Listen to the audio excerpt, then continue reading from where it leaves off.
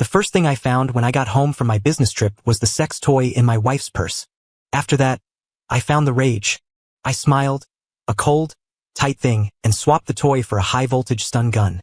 Later that night, a scream like a slaughtered pig echoed from the master bedroom. I'd been gone for days, and the exhaustion was bone deep as I walked through the door.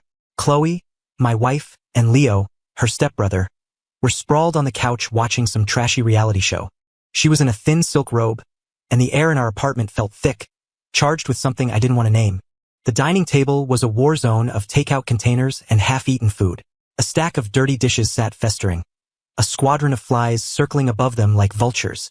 The floor, once polished hardwood, was littered with crumpled napkins and snack wrappers, coated in a grimy film that stuck to the soles of my shoes. When they saw me, they both flinched and scooted apart, a clumsy attempt to create space. They clearly hadn't expected me back so soon. "Ethan," Leo stammered, his voice cracking. "You're back." Chloe's tone was flat, as if she were commenting on the weather. "There are some leftovers on the table. When you're done eating, you can do the dishes." "Eat." I stared at the fly-covered disaster zone. A wave of nausea rolled through my stomach. In all our years of marriage, I felt like I was seeing this woman for the first time. And after the dishes, mop the floor. "Leo and I are going to hit the gym for a couple of hours," she said, not even waiting for a response. She was already heading to the bedroom to change into her yoga pants, grabbing Leo's arm to pull him along. I stepped in front of them, my face a thundercloud. "Chloe, don't you think you two are a little too close? He's your stepbrother." She shoved me, her eyes flashing with anger. "He's my brother, Ethan. What is wrong with your head?" Leo had the decency to look ashamed, pulling his arm free. "Dude, you're being a little paranoid. Don't listen to him. He's crazy," Chloe spat, grabbing Leo again and storming out the door. The apartment was silent except for the buzzing of flies. What the hell had I married? I sank onto the couch, head in my hands. That's when I saw it. Chloe's designer handbag, left behind in her haste. A sick curiosity, a devil on my shoulder, made me reach for it. I pulled the zipper. Inside, nestled amongst the usual clutter, was a vibrator. The packaging was gone. It had been used. The world stopped. It felt like a physical blow, a fist closing around my heart, squeezing until the pain was blinding. We'd been married for years. She hadn't bought this for me. I refused to believe it. Refused to believe Chloe would do this behind my back. But a quick Google Lens scan of the model confirmed what it was. The cold, hard result mocking me from my phone screen. The truth was a shard of ice in my gut. Chloe was cheating on me. Could it be Leo? My face hardened as I dug back into her purse, searching for more. I found it almost immediately. A red iPhone. This wasn't her usual phone. She always made a big deal about supporting American tech companies, never using Apple. If I remembered correctly, this was a gift from Leo when he moved in with us after coming back from college out of state. My hand trembled as I powered it on. The lock screen appeared. I typed in her birthday. Wrong password. I tried my birthday. Wrong password. I almost laughed. What a joke. Why would I even try that? On a dark whim, I typed in the date Leo had moved in. It unlocked. Of course, the iMessage app had another lock on it. I typed in Leo's birthday. It opened. My finger hovered over the screen. Maybe I didn't need to see any more. The evidence was already overwhelming. Leo had been living with us for 3 months, and their behavior, which I'd dismissed as an odd but innocent closeness, was now cast in a sickening new light. I had been a complete and utter fool. But I had to know. I had to kill that last sliver of hope. With a shaking hand, I tapped open the chat log. The contact name was just Leo. The messages inside sent me plummeting into an abyss. "Leo, when are you coming home? I can't stand the smell of that fat pig anymore. Every time he comes home, I feel like I'm at a funeral. Leo, please hurry back." On the day Leo arrived, I had been out of town. I remembered video calling Chloe. She'd said she was at a hotel, helping him get checked in because our apartment was too small, and she didn't want him to be uncomfortable. "Leo, are you at the airport yet? I'm waiting for you at the hotel." Winky face. "Chloe, I brought you that new toy you wanted." "Ooh, I can't wait. Chloe, I've missed you so much." On May 20th, our 3rd wedding anniversary, we were at a studio for a photo shoot. "Chloe, why aren't you with me today? Are you with that fat pig again? Send me a video, Chloe. I'm waiting downstairs from the photo studio." "Chloe, You sure he won't get suspicious if I just move in? Chloe, living at your place is fing awesome. The very last message, from just a few hours ago, read, I bought something new. Let's try it out tonight. My stomach churned, and I fought the urge to vomit. To think those vile words had come from Chloe's mouth. I couldn't believe it. I had thought she was just a little lazy, someone who hated housework but deep down loved me. She had always defended me to her family, and she hadn't demanded an expensive ring or a lavish wedding. Now I saw the truth. Marrying me was just a cover. Her real goal was to be with Leo. The two of them had probably been together long before I was ever in the picture. The shameless bastards. I was just a pawn in their twisted game. A wallet to fund their lifestyle. My gaze turned to ice. Chloe, you wanted to play dirty. Fine. Two can play. I went to my go bag from the closet and pulled out a stun gun. It was a compact, powerful model, designed to look exactly like the toy in her purse, but capable of delivering a 300-volt shock. I always kept it with me on business trips for self-defense. Next, I picked up my phone and made some calls. I invited Chloe's mother, her stepfather, and a whole slew of their relatives to come visit us in Columbus for a week. All expenses paid, flights, hotel, food, everything. Hearing an offer like that, they jumped at it. Ever since we'd gotten married, they'd been looking for ways to leech off me. The fact that Chloe hadn't asked for a big dowry had been a point of contention for years. I picked a date for their arrival and told them I'd meet them at the airport. In that moment, I felt like a monster they had created. After taking photos of all the evidence on her secret phone, I carefully placed everything back in her purse, zipping it shut as if it had never been touched. Just as I finished, the front door opened. Chloe stood there, looking anxious. I quickly threw on an apron, pretending to be cleaning up. Honey, I forgot my purse. Just came back to grab it, she said, her eyes darting around. She snatched the bag from the couch and immediately opened it, checking to see if anything was out of place. Suddenly, the stun gun, which she thought was her toy, tumbled out onto the floor. She froze, her body going rigid. A look of pure panic crossed her face before she quickly composed herself. Oh, honey, this is a stun gun I bought for self-defense. You're not home a lot, and I get scared being alone. I just stared at her, my face a cold mask, and nodded slowly. A stun gun, you say? Perfect. I'm tired. You can clean up the rest of this mess, I said, pulling off the apron and heading to the guest room. Maybe it was guilt, or maybe she was just thrown off. But for the first time ever, Chloe agreed without a fight. I locked the door behind me and set my phone to silent. With me in the house, they wouldn't dare try anything. Leo went to his room early, and Chloe knocked on my door a few times. But I just told her I was exhausted and needed to sleep. The next day, after they both left, I installed a network of high-fidelity, wide-angle security cameras throughout the apartment. Then I sent Chloe a text. Have to go to San Francisco for a week. Urgent business. That evening, I rented a large passenger van and drove to the airport to pick up Chloe's family. Hearing it was an all-expenses-paid vacation, her mother had invited half their town. A whole van full of distant cousins and second uncles, once removed, piled in. It was perfect. It was exactly what I wanted. Her mother, Karen, was already preening, loudly telling all the relatives how I was a young, successful business owner and how her decision to let her daughter marry me without a big wedding was the smartest thing she'd ever done. Gary, Chloe's stepfather, beamed with pride, bragging to the old-timers as if I were his own flesh and blood. I took them all to a high-end steakhouse downtown. The moment they heard everything was on my tab, they went wild. Lobsters, prime rib, and expensive bottles of wine appeared on the table as if summoned by magic. Gary was so excited he practically stood on his chair, doing shots and arm wrestling with his cousins, completely oblivious when I slipped out the back door. Pay the bill? Not a chance in hell. On my way out, I even snagged 2 unopened bottles of top-shelf bourbon from the bar. These people wanted to bleed me dry.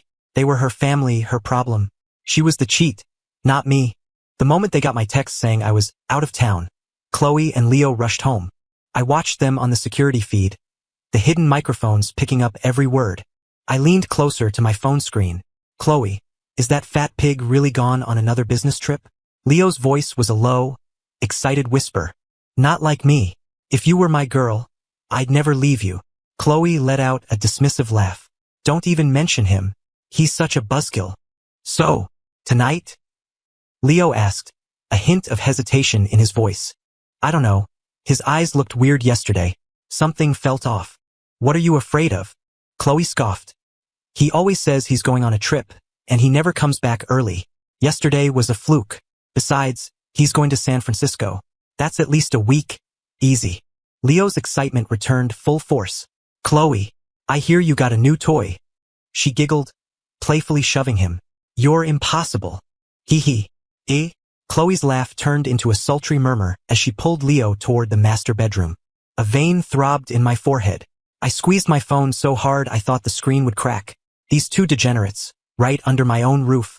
I wanted to storm in there right now and tear them apart with my bare hands. I took a long, deep breath, forcing the rage down. I pulled out my other phone and dialed Chloe's mother. Mom, Dad, Chloe's on the balcony. I think she's going to jump. You have to come quick. I made my voice crack, pitching it into a desperate, sobbing cry. I was a damn good actor. Ethan, what's happening? Why would Chloe want to jump? Karen sounded frantic on the other end. I don't know. I just got to the parking lot and saw her standing on the ledge. I yelled, making sure I sounded completely panicked. On the other end, I could hear a commotion as Karen relayed the news. The whole parasitic clan was coming. About 10 minutes later, as I watched the security feed, a blood-curdling scream ripped through the apartment, so loud it made the camera shake. Ag? Chloe. What did you do? Leo's voice was a terrified, trembling mess. His whole body was convulsing. I don't know. Chloe stammered back, her own body twitching uncontrollably. Her teeth were chattering. It's electric. Holy SHT. Leo was practically crying, his eyes rolling back in his head. Get it off me, he shrieked. I can't find the switch. Chloe screamed, but the current surging through her only made her seize and jerk violently. A thin wisp of blue smoke began to rise. Through the screen, I could almost smell the stench of burning flesh. By the time I got off the elevator, my front door was already a circus. Karen, Gary, and the whole gang of relatives were there, along with a building security guard and a few neighbors who'd been woken by the noise. They were packed so tightly in the hallway you couldn't see the door. Mr. Cole, you're finally here, the security guard said, rushing over. There's a major disturbance coming from your apartment. It's bothering the other residents. He gave me a confused look, seeing me step out of the elevator. Wait, you weren't home? Did someone break in? A neighbor immediately chimed in, her voice loud and gossipy. No way. I definitely heard a man and a woman in there. That sentence was a lit match in a fireworks factory. The crowd's mood instantly shifted. Everyone started looking at me with pity. The poor husband, working his ass off on the road, while his wife brings another man home. And to get caught like this, with security and the neighbors all gathered, it was the ultimate public shaming. Gary and Karen's faces were grim. Don't you people talk nonsense? Karen snapped. My daughter is just under a lot of stress. She was just letting off some steam. That's right. The relatives chimed in, trying to wave people away. Go on, scatter. Nothing to see here. But nobody moved an inch. Just then, another series of piercing screams echoed from inside the apartment. The crowd craned their necks, more eager than ever. Mr. Cole, you should probably open the door and see what's going on, the guard urged. Now, even Gary and Karen were frantic. Ethan, hurry.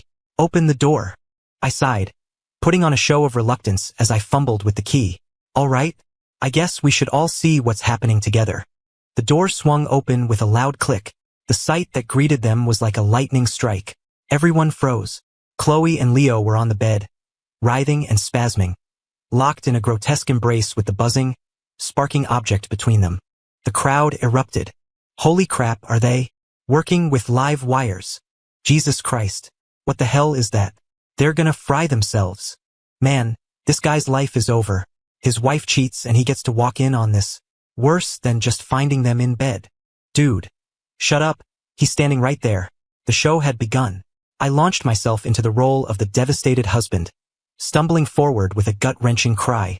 Chloe, what are you two doing? Collapsed dramatically. I can't live like this. It's over.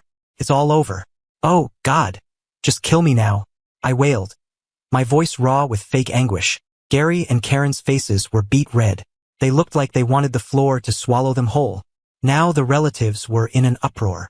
I always said there was something not right between those two, and you didn't believe me. How was I supposed to know they were this shameless? They've disgraced the whole family. I could just die. What kind of parents raise children like this? Every word was a dagger twisting in Gary and Karen's ears. Their faces cycled through shades of red and white. The security guard rushed over to help me up from my theatrical heap on the floor. Mr. Cole, maybe you should try to help them? I think your wife is in serious trouble. Right? Help them. Of course. I scrambled to my feet, looking around frantically until I spotted a heavy, wooden curtain rod in the corner of the room. It had a nice heft to it, probably a good 10 pounds. I walked over to Gary, my face a mask of sorrow, and offered him the thick rod. Dad, maybe you should do it. Gary looked like he was about to have a heart attack. His face was the color of liver. He just shook his head, waving his hands frantically. Fine, I'll do it myself. I wiped away a non-existent tear. Chloe, I'm coming to save you. I swung the rod. Whack. Aya. The blow landed squarely on Leo's back.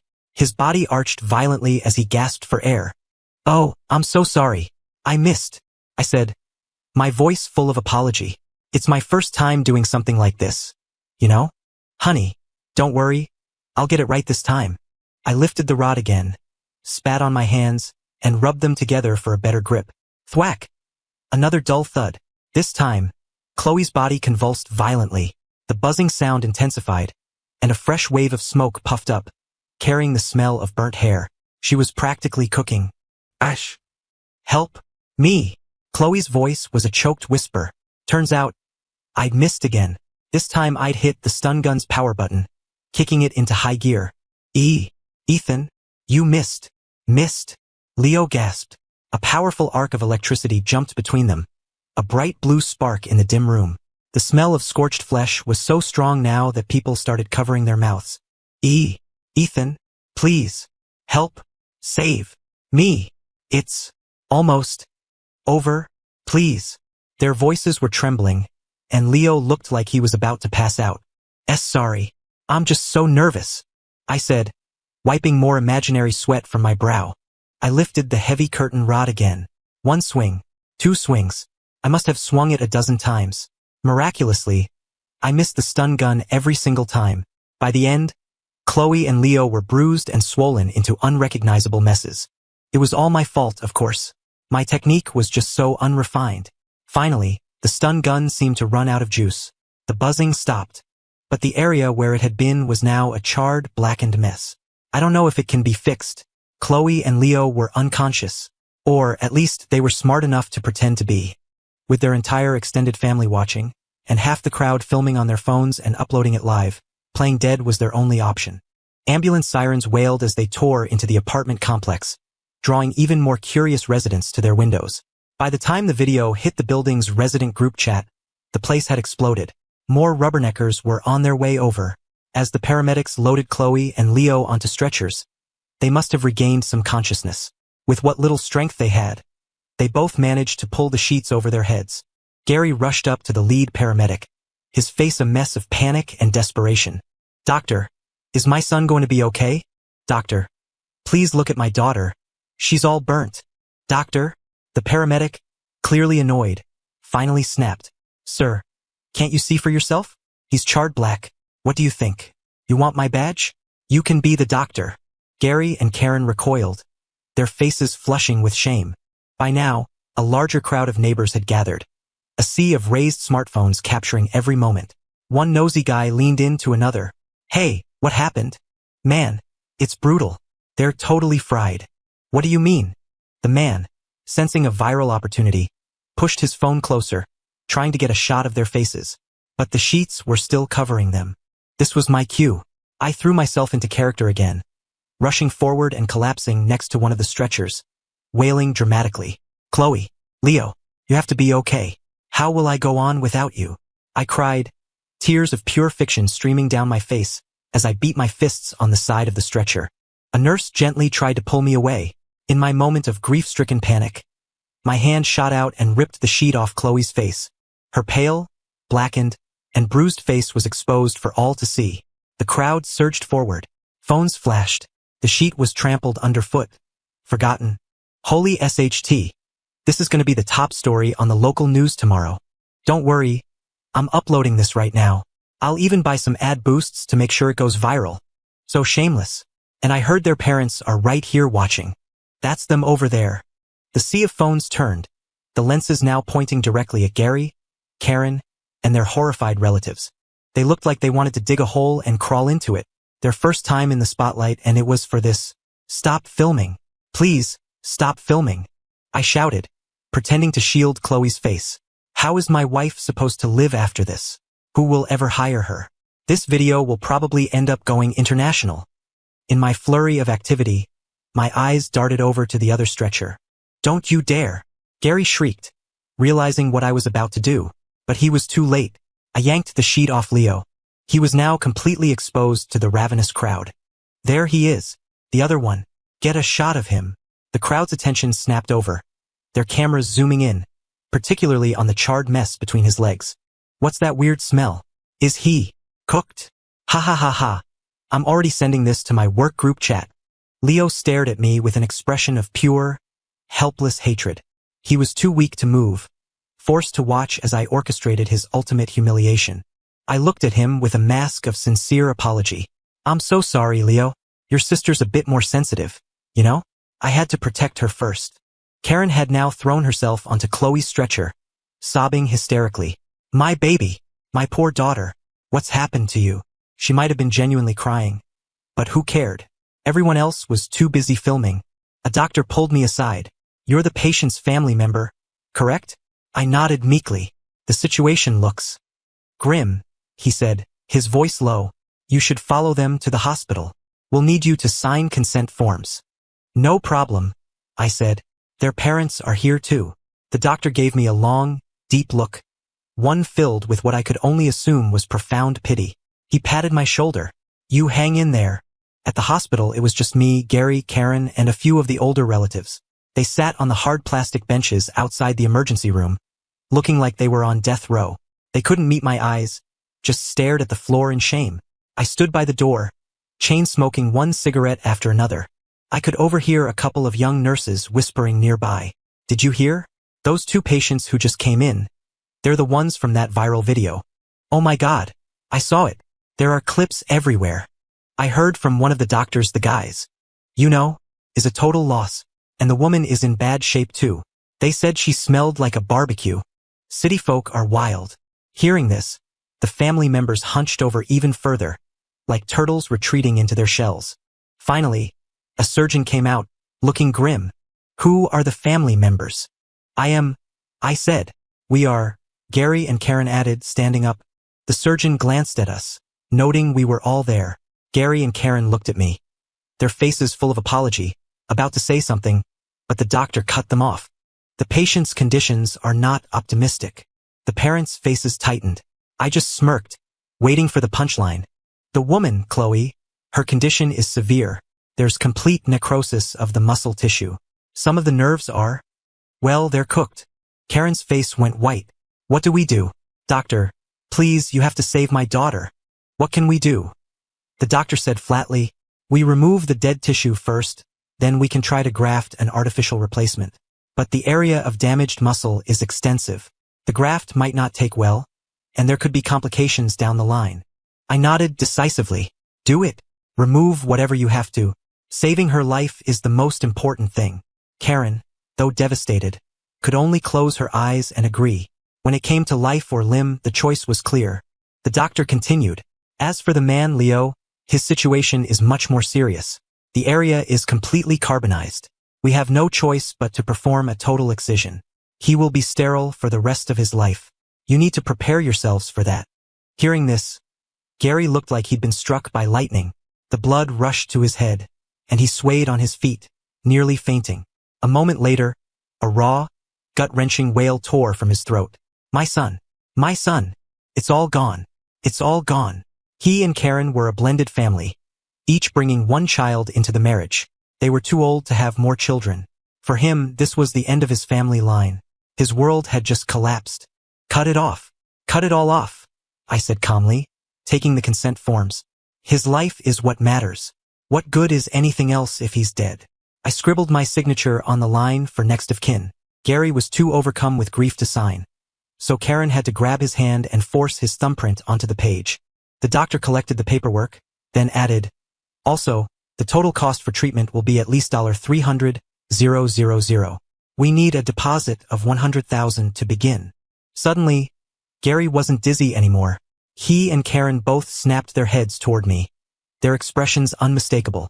They wanted me to be the fall guy again. I held up my hands and put on a sorrowful face. All my money goes into a joint account with Chloe. I don't know the password. I even pulled out my phone and showed them my empty Venmo balance.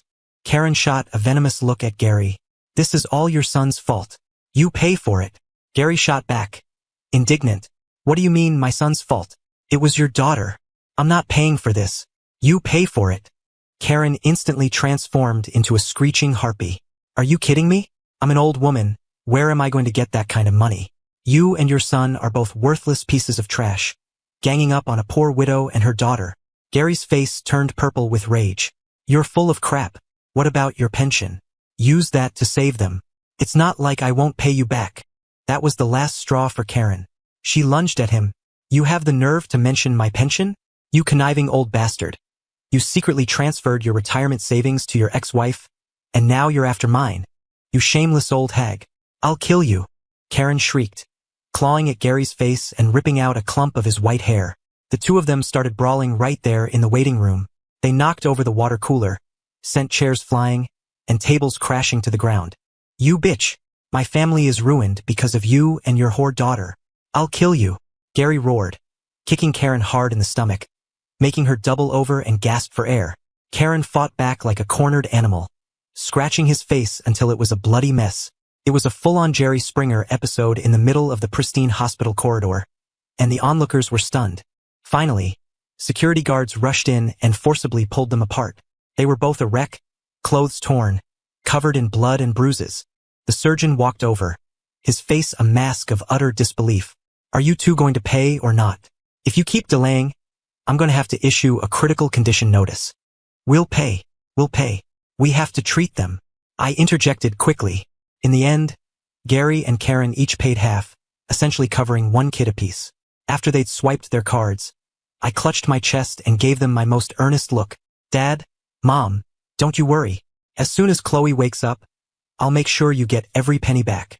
The light above the operating room door finally went out. Everyone let out a small sigh of relief. But the surgery hadn't been smooth. A nurse had come out with form after form, and I signed them all without hesitation, giving the same instruction every time. Just remove it all, as long as you can save their lives. At this point, Gary and Karen could only nod along numbly. The doctors, perhaps moved by our understanding nature, promised they would do their best. The next day, when the doors to the recovery room opened, Gary and Karen rushed in. I just smiled coldly and left the hospital. I took all the evidence, the photos, the text logs, the security footage, to my lawyer and had him draw up divorce papers. Let the two of them be tied together in their misery forever. I was done. My phone started blowing up with calls from Chloe's number. I didn't have to guess why. She wanted me to come pay the bills. I blocked her number. I waited until evening before I finally went back to the hospital. When I pushed open the door to their room, Gary and Karen were gone. It was just Chloe and Leo. A foul, restroom-like odor hung in the air, probably due to the surgical complications and artificial parts. The nurse who had been changing their dressings had her hand clamped over her mouth and fled the room the second she was done.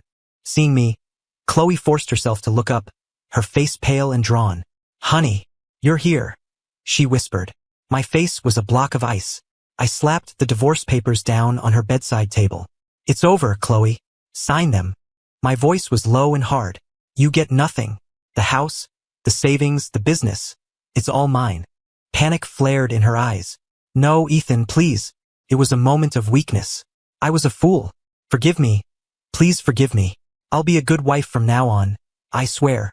I'll cook for you. I'll clean. I'll do anything." I just shook my head. Not interested. I don't do sloppy seconds. I gestured toward Leo. "You love him so much? Fine. I'm setting you free. You can have each other." Tears streamed down her face. She tried to sit up to plead with me more, but the movement pulled at her stitches. A sharp gasp of pain escaped her lips, and she nearly fainted. The foul stench in the room intensified. I calmly pulled a disposable mask from my pocket and put it on. "If you don't sign," I said, my voice muffled but clear, "I'll upload the full unedited videos to every social media platform, and send a link to your entire family's group chat. Chloe's face went chalk white. You're despicable, Ethan. Despicable? I let out a short, harsh laugh. More despicable than what you did? Outside the room, a small crowd of ghouls had gathered again. Chloe and Leo were now C-list celebrities of the worst kind, a top trending topic. People were constantly trying to get a look at them. Some even live streaming from the hallway.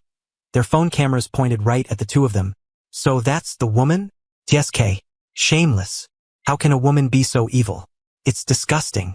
The whispers from the hallway were like daggers. Chloe's face burned with humiliation. She wished the floor would open up and swallow her. Eventually, the horrific smell drove the onlookers away, and we even heard a complaint from the neighboring room. I'm not signing it, Ethan. You can forget it. Chloe hissed, her voice trembling with rage. I gave you the best years of my life, and you think you can just kick me to the curb? No way. I almost laughed out loud. The delusion was breathtaking. Fine. Then wait for my lawyer to serve you. And get ready to be the star of tomorrow's news cycle. You two are going to be famous. I turned and walked out, leaving her staring at the divorce papers, tears pouring down her cheeks. Suddenly, she let out a guttural scream of rage. She snatched the water pitcher from her bedside table and hurled it at Leo, who was still unconscious. This is all your fault, she shrieked. Now he knows everything. You've ruined my life. She started grabbing anything within reach and throwing it at him. The impacts finally jolted Leo awake. He looked around, confused, then at a manic Chloe. What the hell is wrong with you? He groaned. I remember. The power went out or something. Suddenly, a memory seemed to flash in his mind. His eyes widened in horror. Just then, the anesthetic must have fully worn off. He tried to sit up, but the movement sent a jolt of agony through him. Leo let out a piercing shriek, his eyes staring down in terror at the blankets covering his lower body. His hand went down to the source of the pain. He pulled it back, covered in fresh blood. A scream, louder and more animalistic than any before, echoed down the entire hospital floor. It's gone. It's all gone. He turned on Chloe, his face a mask of pure fury. You bitch. You did this to me. You ruined my whole life. Ruined, he howled, grabbing his own water pitcher and throwing it back at her. You trash. I'll kill you. I'll kill you. I stood in the hallway, listening to the symphony of their screams. A feeling of profound, satisfying peace washed over me. One can't have children, the other is a mangled mess. It's a perfect match, a match made in hell, and I dare anyone to say otherwise. Just as I was about to leave, a hospital security guard ran up to me, out of breath. Mr. Cole, your in-laws, they're fighting with one of the doctors. You've got to come quick. He looked strangely excited, his eyes wide as he relayed the news. I followed him to the doctor's office, frowning. As we got closer, I could hear Karen's shrill, grating voice. You bunch of quack doctors. You butchered my son and my daughter, and now you're telling me it's not your fault. The doctor sounded exhausted. Ma'am, we went over the preoperative risk assessment with you. You signed the consent forms. I don't care what I signed. Karen shrieked. My daughter is going to be bedridden for the rest of her life. That's medical malpractice. Gary chimed in from the side. That's right. And my son, how is he supposed to live like this? How is he ever going to get married? The doctor slapped a thick file down on his desk. Look for yourselves. It's all signed, in black and white. Are you trying to back out of this now? Karen squared her shoulders, puffed out her chest, and grabbed the doctor by his collar. I don't care. This hospital is going to pay us $2 million in compensation, or this isn't over. Yeah. Gary added. My son can't have kids for the rest of his life. Make it $5 million. The doctor, though exasperated, patiently flipped through the documents, pointing to Gary's name and thumbprint on the consent forms. Gary's face fell. He promptly threw himself onto the floor and started wailing like a child. Wah! These crooked doctors are bullying an old man. They're taking advantage of me. They ruined my son and now they won't pay. Everybody, come and look at this injustice. Instantly, a crowd gathered at the office door, and a dozen phones came out to start recording. I had truly underestimated the shamelessness of this family. When they couldn't get money from me, they turned on the hospital, using every trick in the book. Tantrums, crocodile tears, and public scenes. Did they really think that would work? I pulled out my own phone and, without a moment's hesitation, called the police. In the end, Gary and Karen were arrested for disturbing the peace, and each spent a week in jail. The hospital's paperwork was ironclad. Every procedure was legal and by the book. Their shakedown failed. Instead, they ended up having to pay $3,000 for the 2 desks they broke during their brawl. I laid low for a while, letting my lawyer handle everything. The court date was set. By now, Chloe and Leo were infamous online. People made pilgrimages to the hospital just to stand outside their room and livestream, and passersby would often spit on their door. I heard their story had even gone international, becoming a bizarre viral sensation. When Gary and Karen got out of jail, they started wearing masks and hats to the hospital, only their eyes visible. The public was looking for them. Just when I thought it was all settling down, I got a call from the police. "Is this Mr. Ethan Cole, husband of Ms. Chloe Miller? We need you to come to the hospital." After hanging up, I went over everything in my head one more time, making sure there was no way any of this could blow back on me. Satisfied, I called an Uber. When I got to the hospital room, Karen was standing there, staring at me with a look that could kill. But there were no police officers. They'd tricked me into coming here. I leaned against the doorframe, curious to see what new scheme they'd cooked up.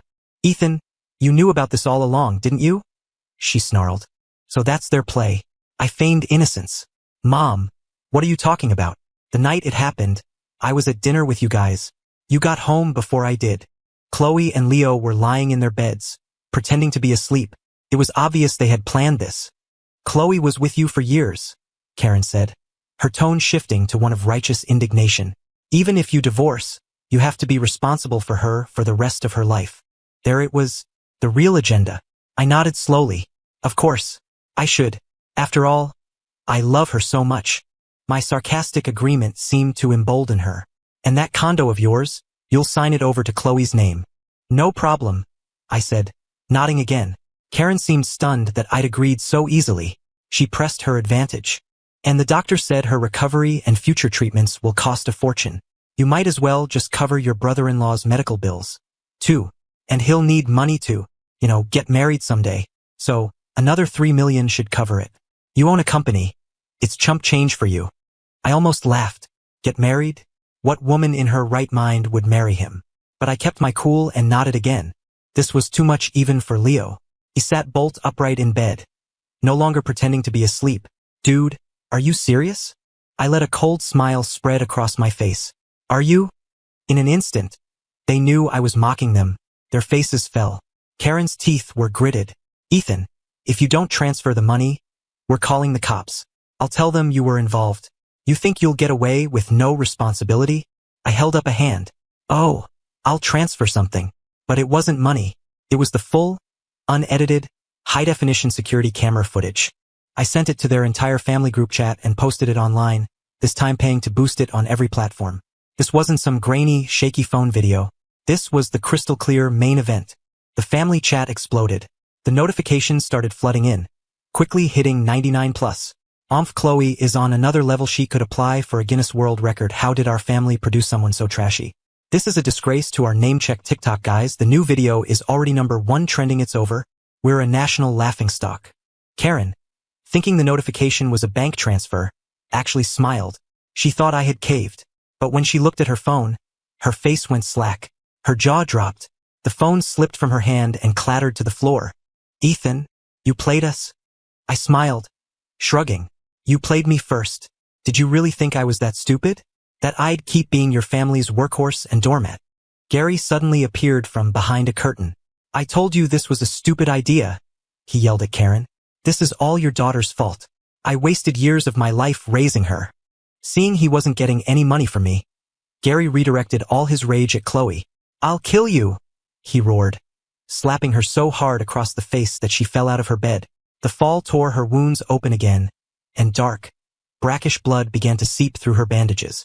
"Dad, don't hit Chloe," Leo cried out, a pang of pity in his voice. Seeing her daughter being beaten, Karen's eyes went red. She turned into a furious lioness. "You dare touch my daughter? I'll kill you and your useless son." She lunged forward and delivered a vicious kick directly to Leo's surgical site. Leo curled into a ball, his back arching like a boiled shrimp, his face turning a shade of purple-black as he tried to protect his mutilated body. "Mom, stop hitting Leo." It was all my fault. Chloe sobbed from the floor, writhing in pain. Stop. Please. Both of you, just stop. But Karen was deaf to her pleas, kicking Leo's wounds over and over. Gary immediately joined the fray, and the two of them were at each other's throats again. The room descended into chaos. Screams, sobs, cries of pain, furious roars. I smiled and quietly slipped out of the room. See? I didn't even have to lift a finger. For just a little bit of money, these people would tear each other apart. The noise quickly attracted attention. The story of Chloe and Leo was already a media firestorm. Any new development was chum in the water for the gossip hounds. I put on my mask and left through a back exit. I heard later that it took 3 hospital security guards to pull them apart. Leo ended up with 3 broken ribs, his wounds torn into a bloody pulp. Karen didn't fare much better. Her leg was broken in the fight. Gary was the worst off, his face permanently disfigured from her nails. As for Chloe, Gary had landed a few kicks on her during the chaos. Her internal injuries had ruptured again. She was rushed back into surgery. Soon after, Gary and Karen were charged with aggravated assault and carted off to jail. Chloe and Leo lay in the hospital, recovering from their new surgeries, their fates uncertain. A month later, the court's judgment came down. Given the proof of Chloe's infidelity, her lack of any contribution to the household, and her non-involvement in my company, she was granted a divorce and left with nothing. At the same time, the verdict for Gary and Karen came in. For felony assault causing permanent disability, they were each sentenced to 5 years in prison. The next time I heard news of Chloe was 3 months later, after her parents were incarcerated. She had apparently descended into madness. She spent her days smashing things in her hospital room, tormented by the constant, foul odor from her body after yet another corrective surgery. The relentless cyberbullying and public shaming had shattered her mind. Then, one stormy night, Chloe picked up a fruit knife from her bedside table and plunged it into Leo's chest. In the ensuing struggle, they both tumbled out of the 6th-floor window and fell to their deaths. I sold the condo and bought a small apartment near my office. I threw myself completely into my work. Women, never again. Not for the rest of my life.